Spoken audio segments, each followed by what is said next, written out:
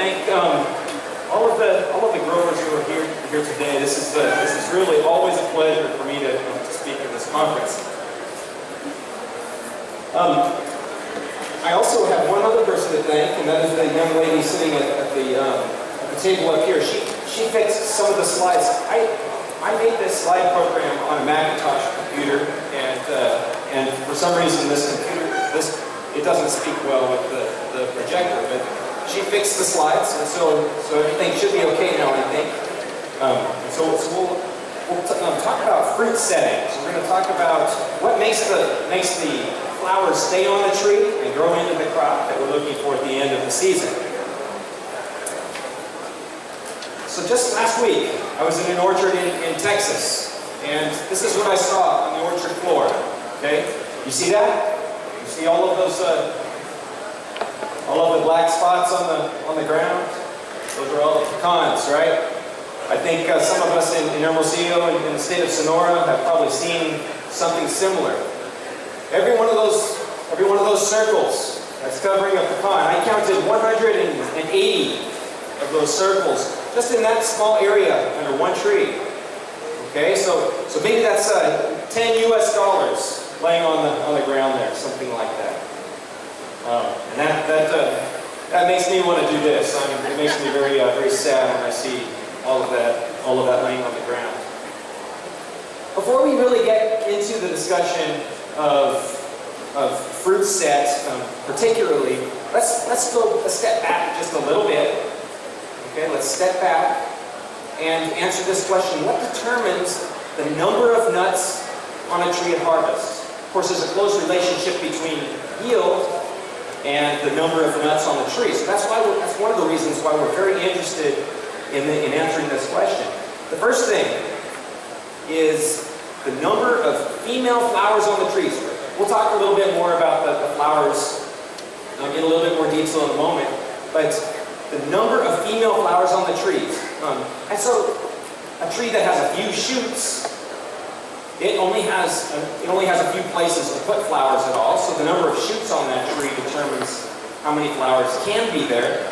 But also, there are genetic changes that happen in the buds, and that happens already in the season prior to when those flowers that show up in the spring.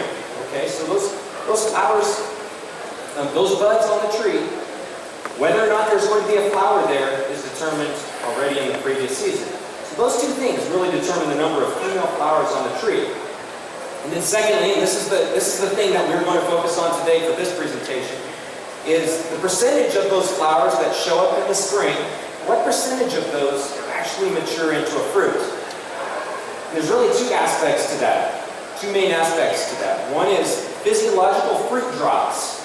Okay, so what you saw in that previous picture with all of those pecans laying on the ground, many of those fell due to the tree dropping them. It's almost as though it were intentional. It's almost as though the tree decided to drop those pecans on the ground.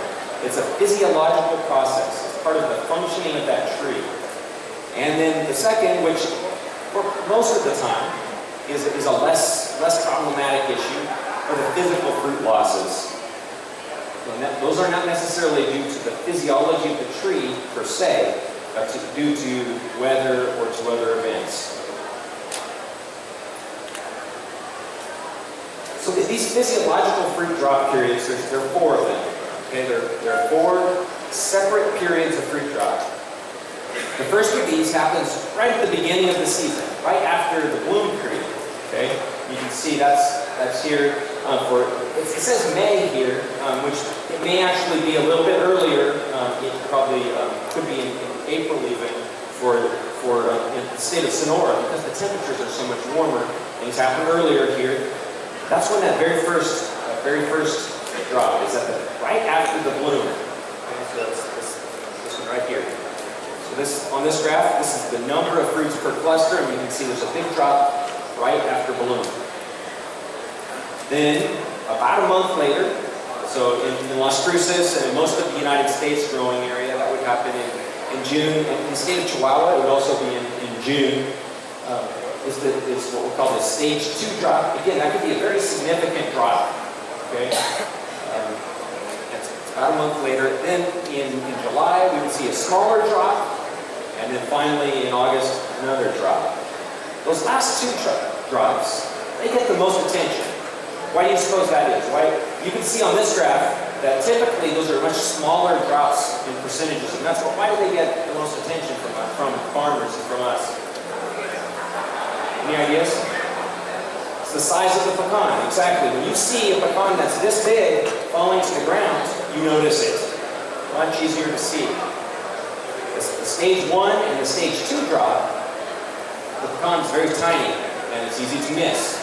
Okay, so it's much. Oftentimes we don't cry about that one this one.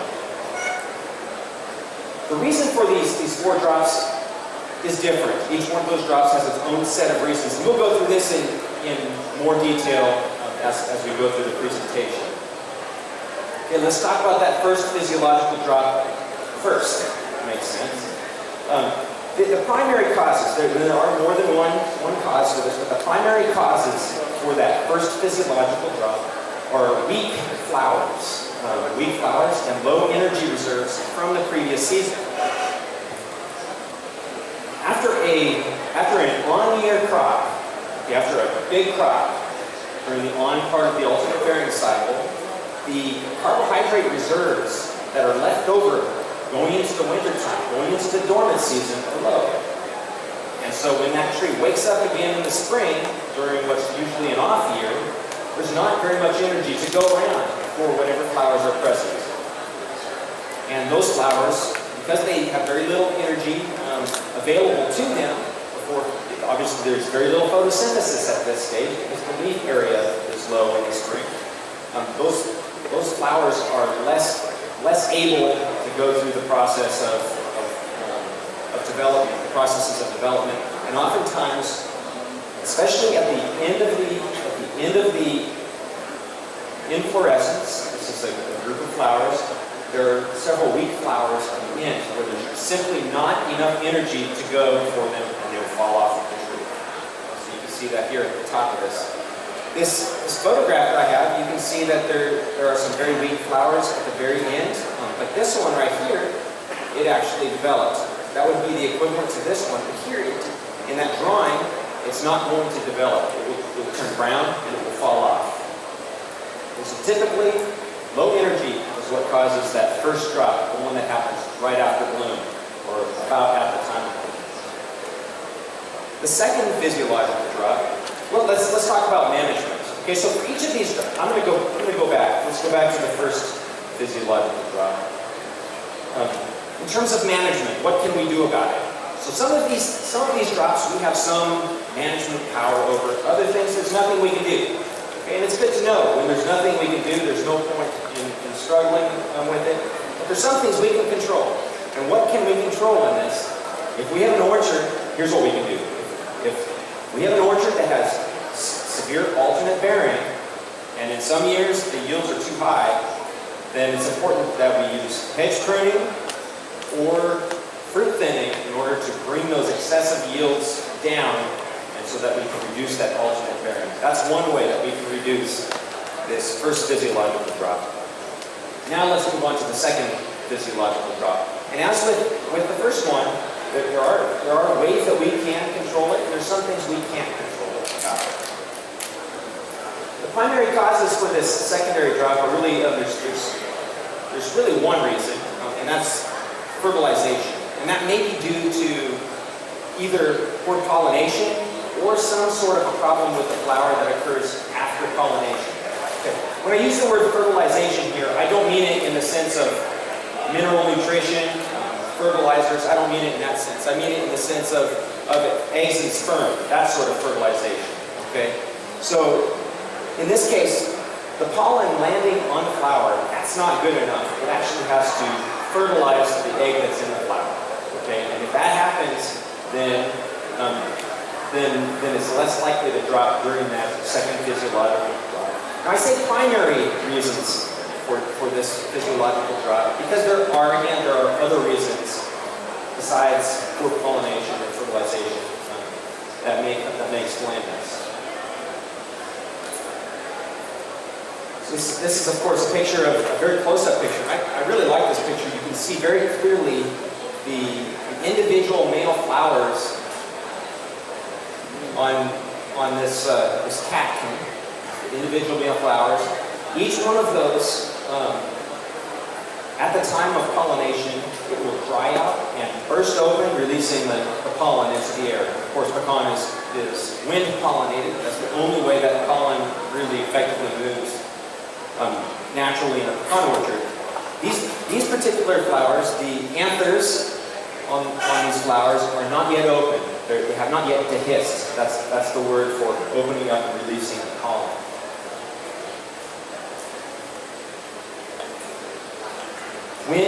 When those anthers dry out and they dehisce, that really depends on temperature, but more on humidity than temperature. So the temperature during the winter time, it determines when bud break occurs, and it will occur. It will determine when the staminate flowers will reach maturity. But ultimately, it's the humidity, the relative humidity. That's the primary factor that determines when those male flowers, when the anthers dehisce and release the pollen. The humidity plays a major role in this, and really this makes sense. When you look at where pecan is native, it's native to humid areas of the world. It's native to areas like Texas, parts of Tamaulipas, so more humid areas.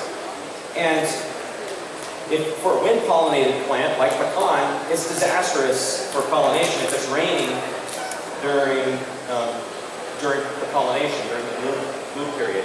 And so the plant really has an excellent way to detect when humidity is high and when the chances for rainfall are high. And this is one of the reasons why this particular plant responds the way it does to humidity. And really, low humidity encourages dehiscence. So here are just for interest's sake, here are a couple of pictures. Behind me. There are some pictures of what a germinating pecan pollen looks like. There's drawings as well as some photographs of microscopic images. So this is a picture of a pollen grain, of a couple different pollen grains. It's a very close-up image of a pecan pollen grain. And here are some drawings taken, I believe, in the 1930s, made in the 1930s, of germinating pecan pollen grains. And here's a photograph of one under a microscope, of course. This is a walnut pollen grain, and it's doing the same thing, and it's actually germinating. That's a photo of one germinating on the stigmatic surface on the female flower.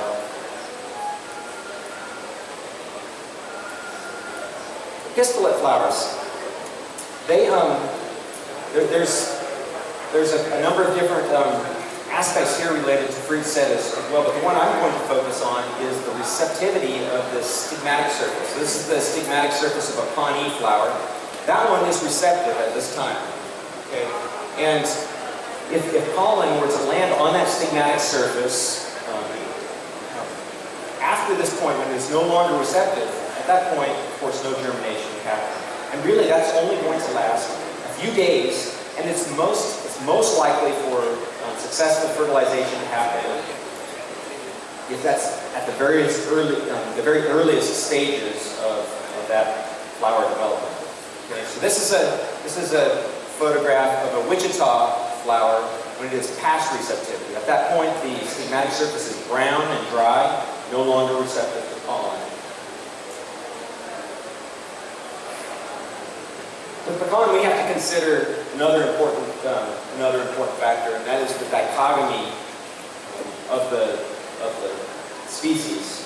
So most of our fruit trees don't have this trait where the male flowers shed pollen at a different time than the female flowers. And in the case of pecan, it's especially complicated because we have some varieties that shed the pollen first, and then the female flowers are receptive on that same plant later. Okay, so Western is an example of a variety that does that. And then we have other varieties like Wichita, where the opposite happens, where the female flowers are receptive first, and then the male flowers. They shed later. So really, in a pecan orchard, it's most effective to get good pollination if we have a pair of varieties that have overlapping male and female receptivity and pollen shed. Okay, so that's an important thing to consider. It's something that the first people who planted Western and Wichita in the Western growing region, they thought about very carefully. Western and Wichita make an excellent pair. Now Wichita also, Western also has the ability to pollinate itself, and or colonize itself. And we'll talk a little bit about that later. If you were selecting a variety that you have not already planted, and I know Wichita is kind of king here in Sonora, but if you decide to plant any other varieties, it's important to look at a pollination chart, something like this. Okay, this is one that was published by the USDA, and this is for Brownwood, Texas in 2005. And it shows for all of these different varieties, this is Caddo, Cheyenne, Osage. You might not be able to read all of those, but these are all different varieties. And it shows the pollen shed here beginning at 110th day of the year until maybe about the 117th day of the year.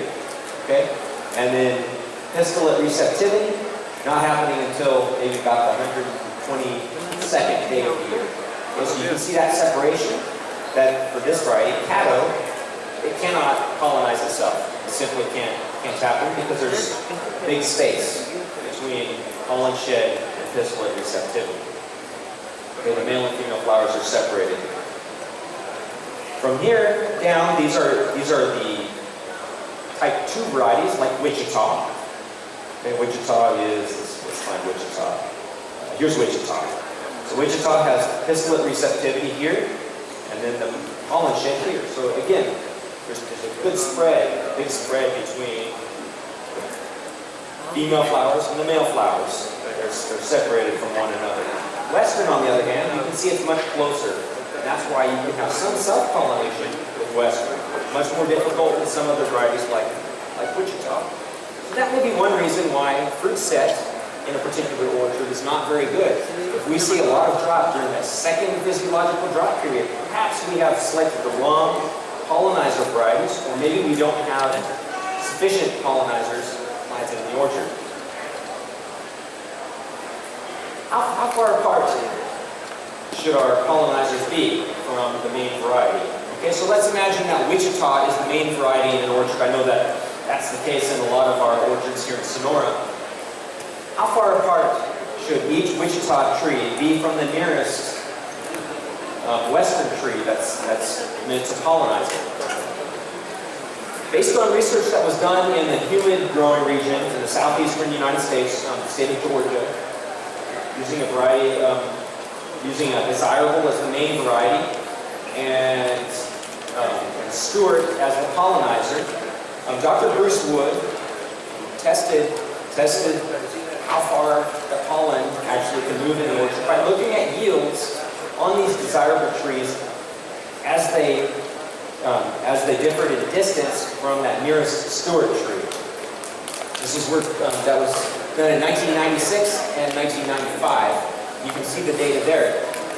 On this graph, this is fruit set. This is the number of nuts that were kept on the terminal, and this is the distance of a desirable tree from the nearest Stewart tree.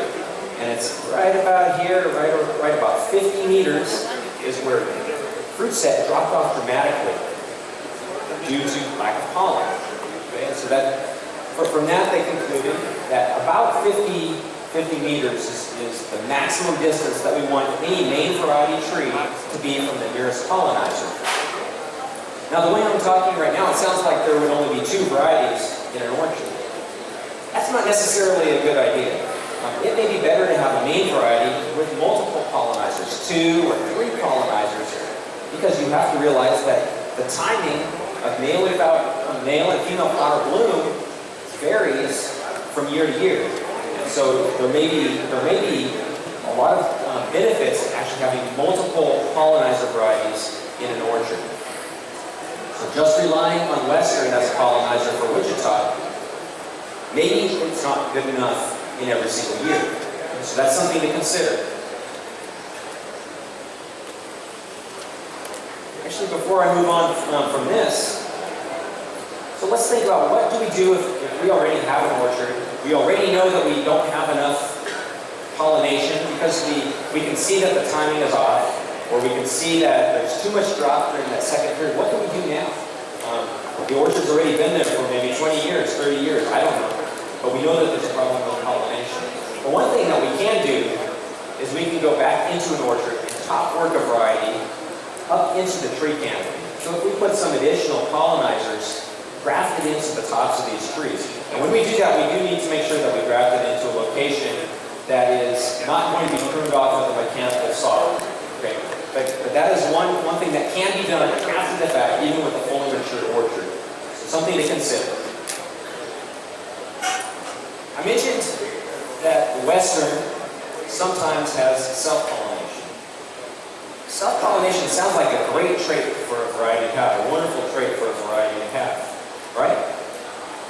Well, not so fast. There actually are some problems with self-pollination. And one of those is that the fruit set of a flower that's been pollinated by self-pollen is lower.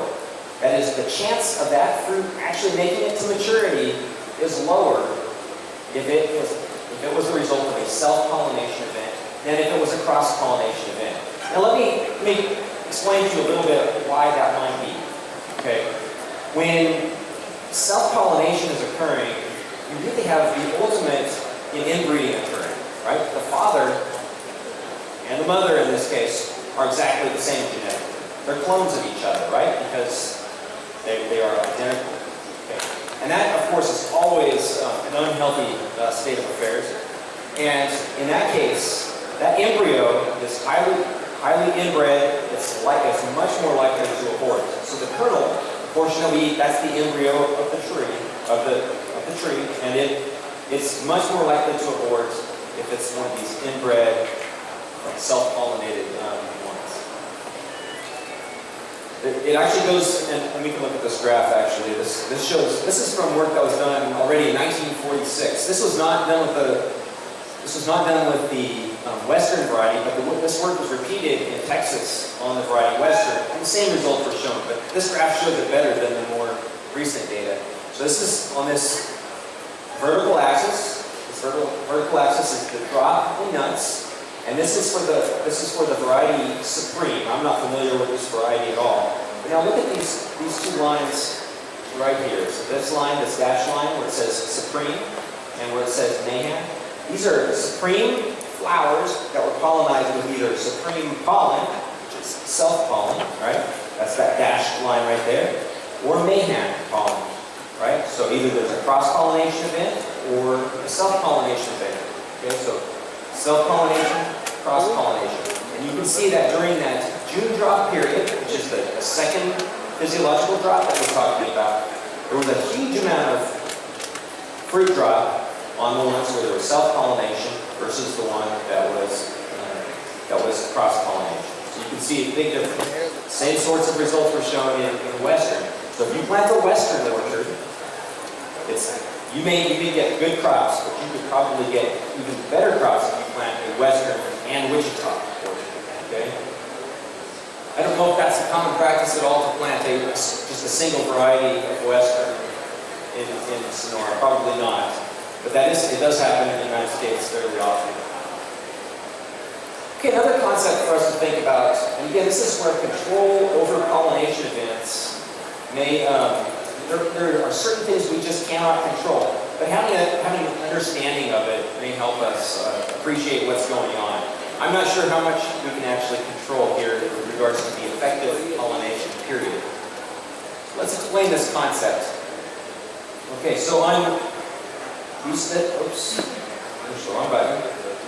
On this bottom axis, that's time and days. Okay, and on the female flower, there's the receptive stigma, and that may last from day 0 up to day 4. So this is just hypothetical. And at that point, it dries out, and it's no longer receptive. Okay. If pollen lands on that receptive pollen during that receptive stage, that would be those yellow dots that I put there, it takes some amount of time for that pollen tube to grow down that flower and make it to the ovule.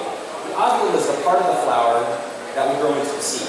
Okay, so it has to get, it's where the egg of the flower is. It needs to get all the way down there. Okay, that takes a certain amount of time.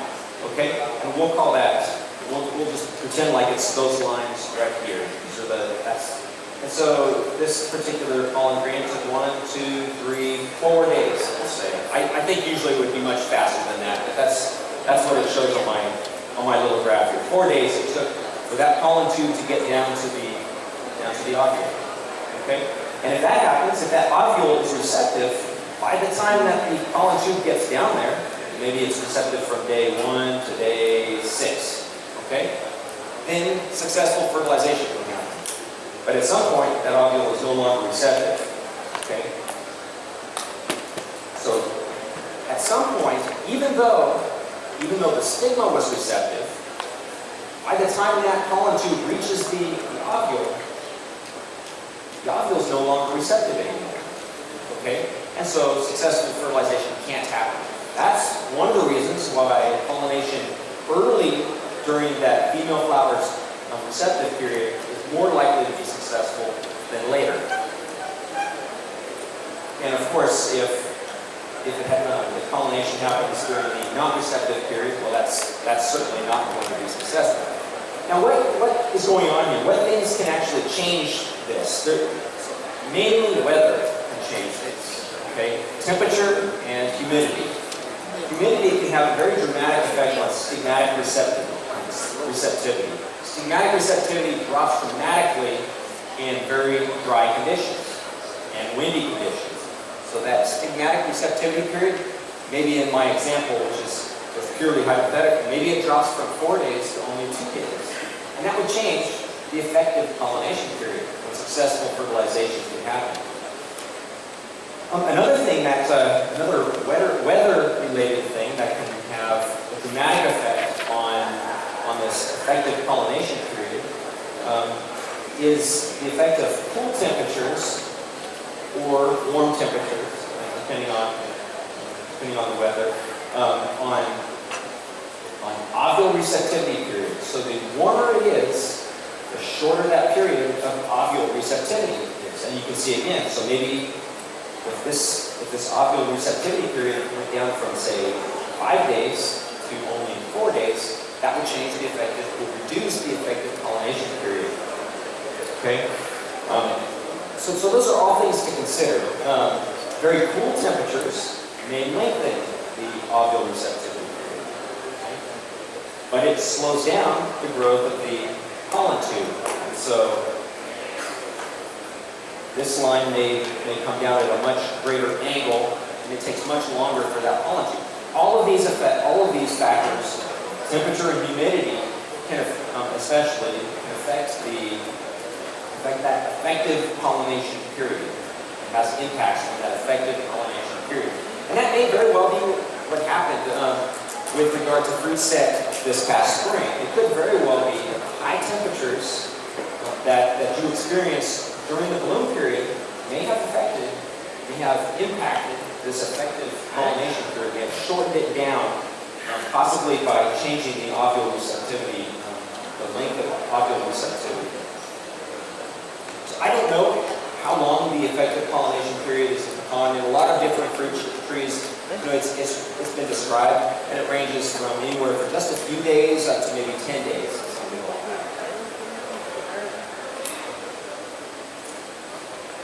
What about artificial pollination? So I talked about grafting shoots up into the top of the tree. There are some people that have asked about doing some sort of artificial pollination where pollen is collected and distributed into that insulin orchard. And this is done in a few commercial orchards that I know, not very many.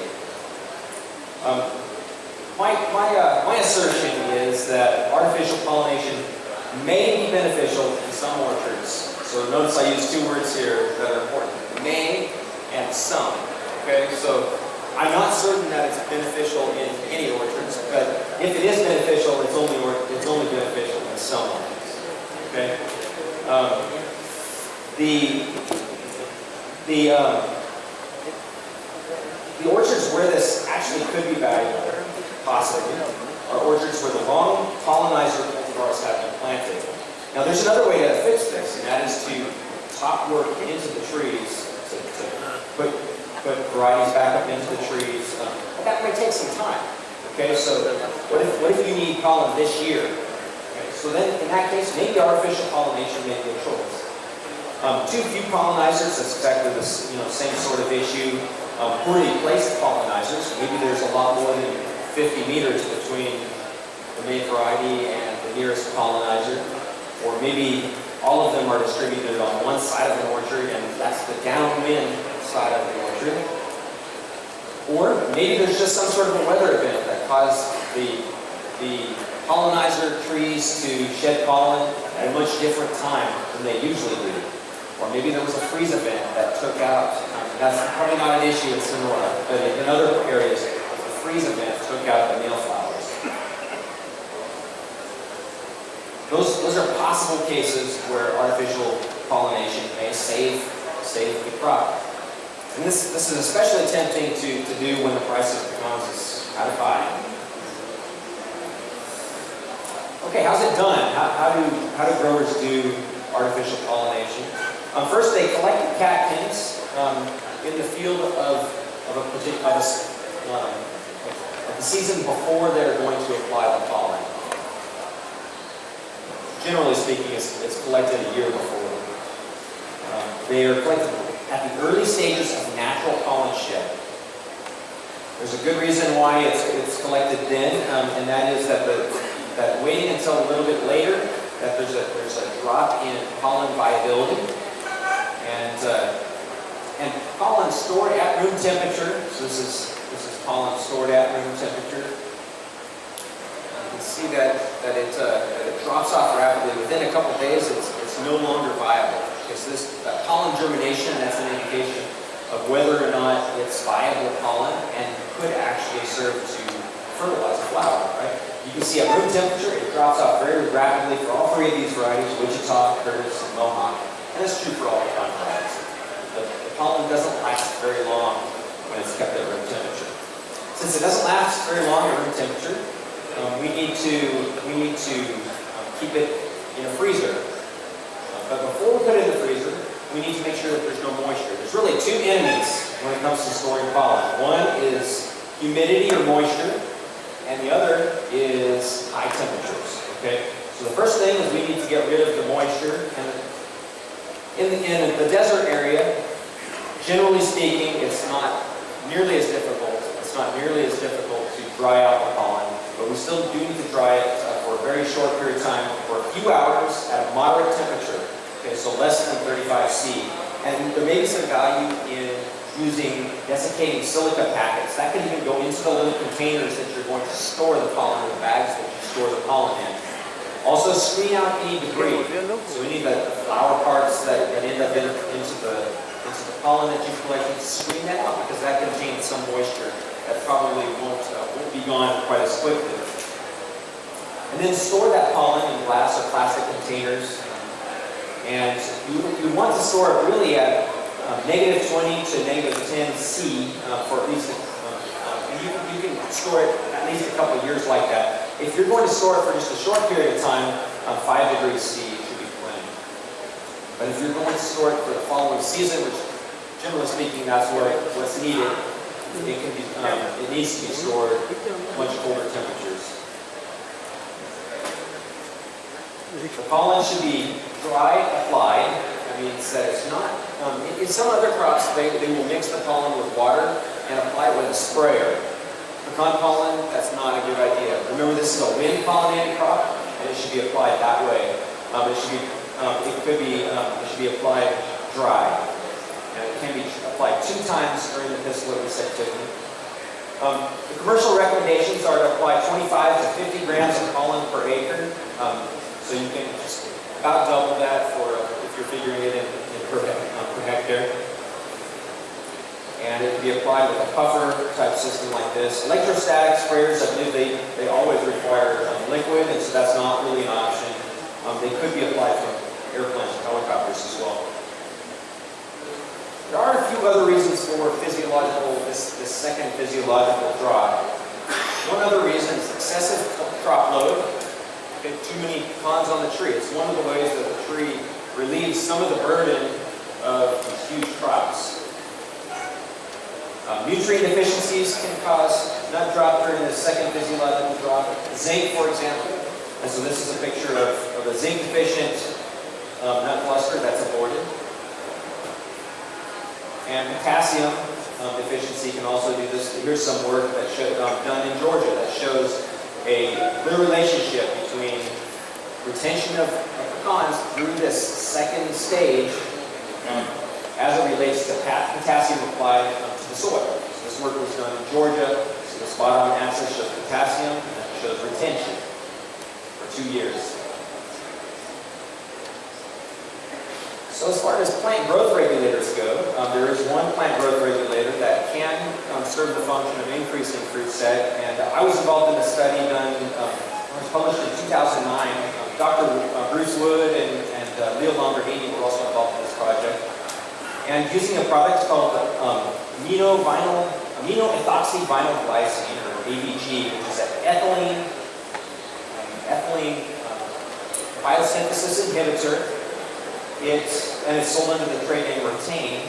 When it was applied to trees that had moderate to heavy crop on the tree, when they had a moderate to heavy crop load, there was an increase in fruit retention during this stage.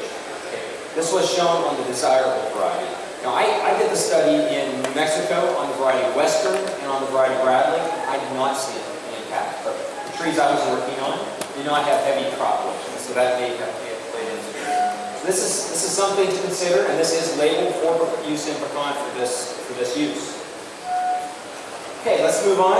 The third and fourth physiological drops. So we're almost at the end here, the physiological drops. The primary causes of these two drops are endosperm and embryo development that has problems. Okay, so some sort of problem with the development. The endosperm is that liquid, the water that's on the inside of the nut during the water stage. That's endosperm, and it's actually the result of a separate fertilization event that happens right after pollination. Okay, so it has a set of genetics all to itself, and so perhaps that may be one of the reasons why fruit set is lower when self-pollination events happen as well, because the endosperm may also be inbred, and there may be a problem there. This drop can also be triggered by severe environmental stresses, in particular water stress or salinity.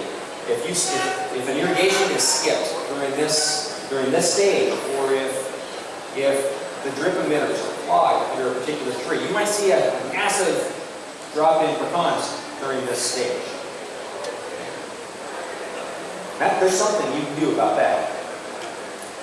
One thing that's sometimes confused for that third or fourth drop is this thing called water stage fruit split. And this is something that I know that you will see around the state of Sonora, particularly because there are so many Wichita trees in the state of Sonora. How many people have seen this sort of a symptom this year, this sort of a split in the nut that runs along? You've seen this? Yeah, it happens on Wichita in particular.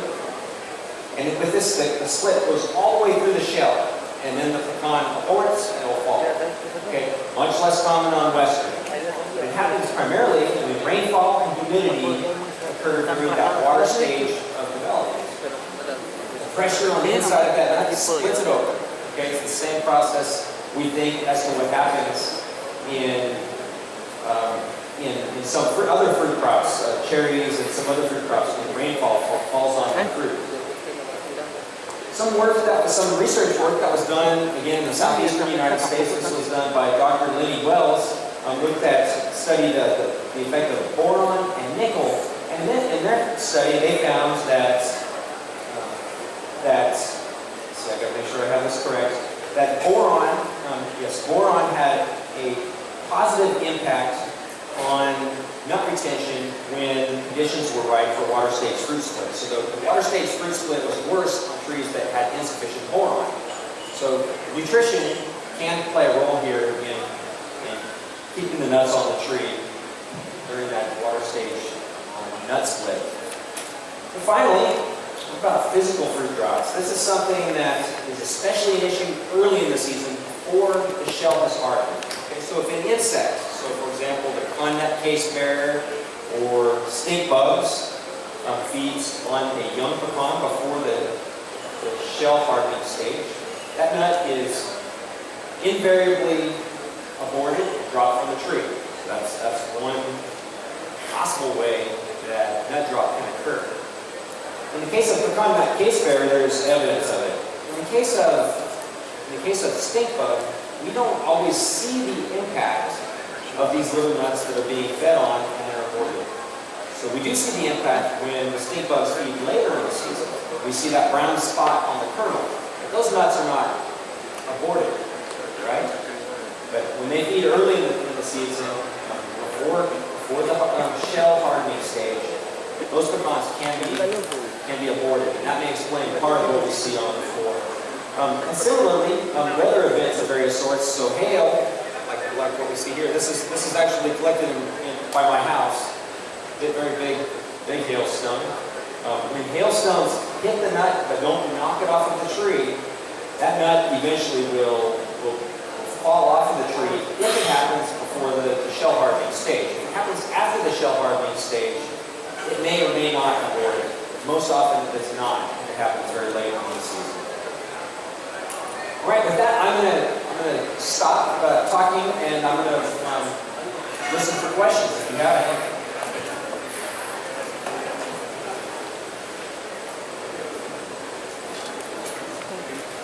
Doesn't look like we have any questions.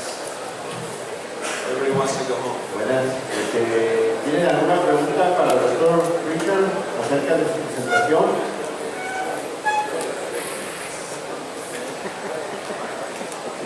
Allá está una pregunta.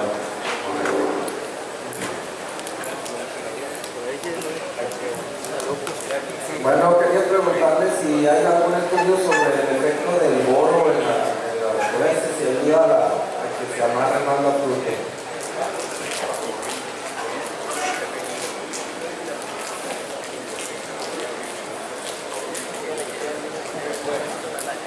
Yes, there's been a lot of work. In fact, one of the labs that I worked in at the University of California before I started at New Mexico State worked on boron nutrition and the impact of fruit set in particular. This is true across many different crop species, that the flower in particular and fruit development as well are highly susceptible to boron deficiencies. And that boron deficiency can happen transiently. It can be a very short-term deficiency in boron at the beginning of the season during bloom. So sometimes when we collect a leaf sample in July or August, maybe it doesn't look like it's deficient. There was a deficiency early in the season. Okay.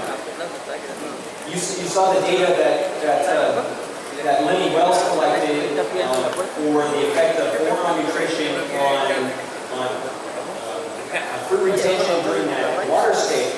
But there's other work that shows something similar with early season sprays on some of those very first drops that happen as well. So flower health,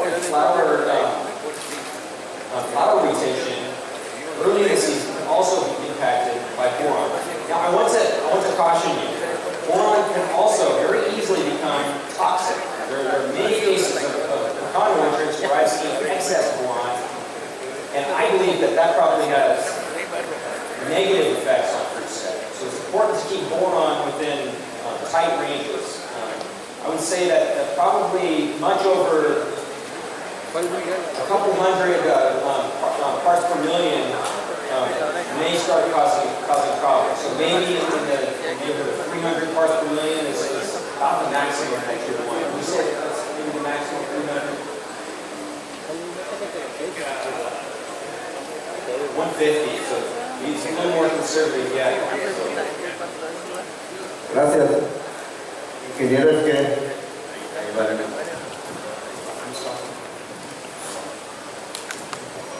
Excelente plática del doctor Jerema. En su experiencia, ¿Cuál ha sido el mayor porcentaje de nueces que ha observado que se caigan en una plantación por cualquier causa que sea? Ya sea falta de polen, etc.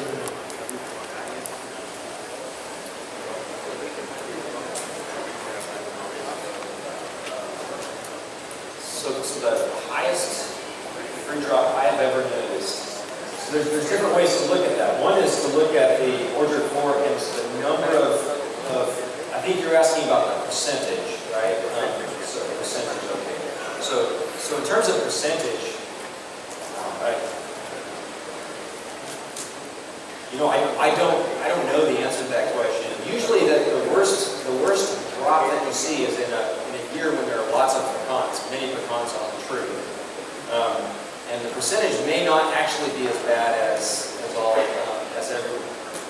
I have seen a few cases. I've seen a few cases where the irrigation was very poor during the water stage, and 100% of the nuts fell. But I don't think that's what you're asking. I think you're asking for the early season crop, right? The worst I've seen is 100%, but that was in the water stage, the third drop. Okay, thank you. Y adelante, Hi. Giovanni. Okay, in multiple pollinization that you talked about, is there a difference if you have a tree pollinized by one variety than the other in the quality of the harvest? If I have Western and something else pollinized in Wichita, for example. So that depends. So the question has to do with how many pollinizers, if I understand you correctly, the number of pollinizer varieties in an orchard. That depends on what the main variety is. And if the main variety is Wichita, likely the yields will be affected more than the quality, because Wichita does not have much self-pollination. If Western is the main variety, then both yield and quality are likely to be impacted by having more pollinizers in the orchard, right? So because Western has higher potential for self-pollination. Okay, does that help you? We mostly have 10 to 20% Western and 80-90% Wichita here. And you mentioned that we could use another pollinizer to help maybe Westerns in different circumstances. Yes. Okay, if we have a second pollinizer, would the quality change? If it's Not like that, a second pollinizer would not likely change the quality. It wouldn't change it directly in your Wichitas. I think that's what you're asking. There might actually be some effects due to increased yield, right? So if you have increased yield, quality can also be impacted. But there would not be likely much of a direct impact in Wichita. In Western, yes. Yes, Giovanni. Well, you were saying that it would be likely better if you put many pollinizers, as this person asked as well. But I was wondering, do you have any special variety of pecan that could help the Western pollinize the Wichita? Any particular variety? It's a little bit dangerous to make a recommendation on a variety for a location that I'm not completely familiar with. And there's for a lot of reasons. But one reason is what you see in Sonora may not be exactly the same as what you see elsewhere. Okay, so that's an important thing to consider. One variety that may work fairly well in some places is the variety Pawnee. But Pawnee has a problem. Pawnee harvests much earlier than Wichita. Okay, so that's another consideration. So it depends a little bit on what your situation is. Now, Pawnee is not a variety that necessarily would do well here in Hermosillo. So that is a variety that I have seen do well with Wichita in other places. So I can point to a lot of other varieties where the overlap. You can go to my graph if you want. You have to go back quite a ways. I was talking about maybe the Cheyenne could be the gap, maybe? Cheyenne, I believe, is a type 2 variety like Wichita, so I don't think that one. Well, No, you're right. I think Cheyenne is a type 1. I would need to be reminded of Cheyenne. So using a table like this, and perhaps there's something like this for the state of Sonora. Here's Wichita. So going like this up here, so using that Creek, Pawnee, Oconee, Navajo. Most of these do very well, but Caddo probably not. It's too early. So using a table like this is very helpful. But always be careful to consider that your conditions here in Sonora are different from, say, Brownwood, Texas. Is there a table like this available for Sonora? Well, for the maybe type. Okay. Okay. And you have a type 2, or I'm sorry, a type 1 cultivar that I can. Okay. thank you very much. Ingeniero Urias. Bueno, en la zona, la mayor cantidad de las huertas nuevas son 80% de Wichita y el 20% de Western. Las nuevas están alineadas con 4 hileras de Wichita y una línea de Western. ¿Okay? Aparentemente tenemos suficiente polen, pero este año en especial tuvimos temperaturas de 40 grados centígrados, floración y humedades relativas hasta 10%.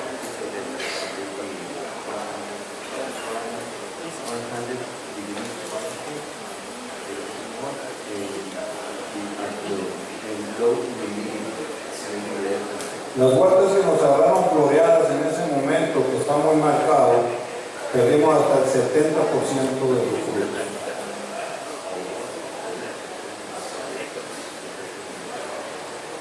¿Qué podemos hacer? What can they do?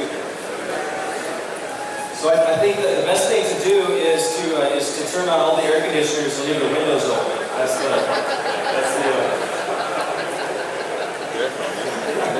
I don't have the answer for you. But as I was explaining, the temperature and humidity, both of those things affect various aspects of this. It affects the stigmatic receptivity, the female flower receptivity time. It becomes much shorter. Okay? Maybe it's only 1 day long. Okay? When the temperature is high, 100 degrees, you said 40 C, what was it? 40 C? Yeah, okay. Yeah. So maybe only 1 day of stigmatic receptivity when it's maybe 2 days or 3 days normally. Okay, so it shortens.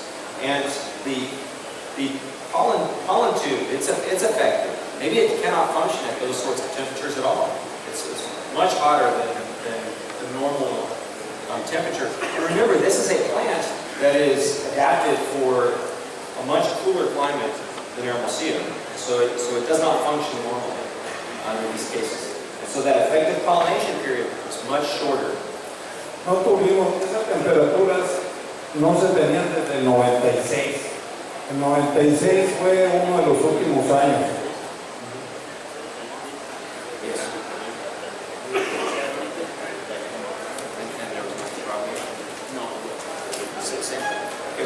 La situación aquí es de que las huertas que están pegadas a la costa, al mar,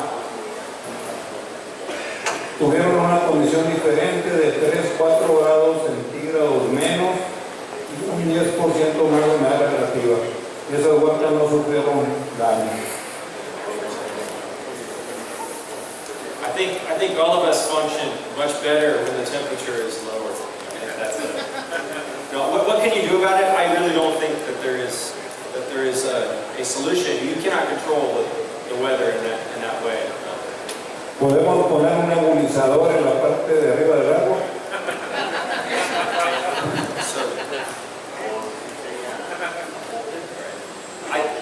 So retain functions only if successful fertilization has happened.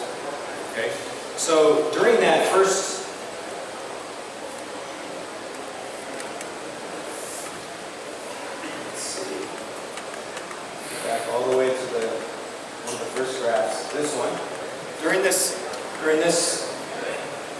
drop.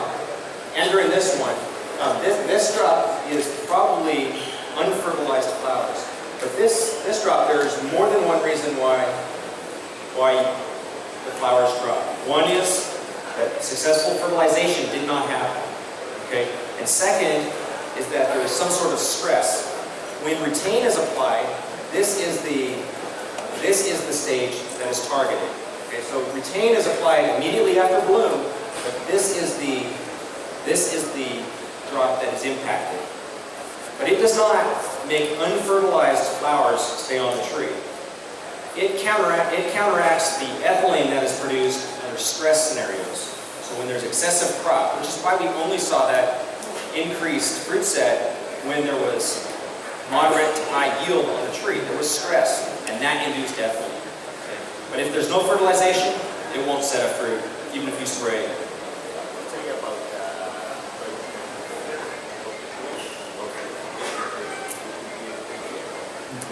Fogger above the tree. I think that could affect pollination pretty severely. I think too much water in add water to the orchard, I think could be a problem for pollen too. I don't know. That's an experiment to do. I think that's an experiment, but I don't predict that would help. Okay. Una no es más por racimo que tuviéramos, significa una tonelada por hectárea.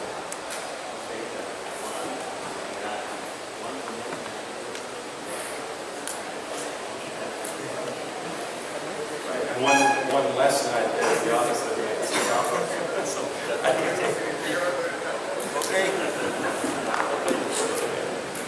Muchas gracias. Le voy a hacer que tenga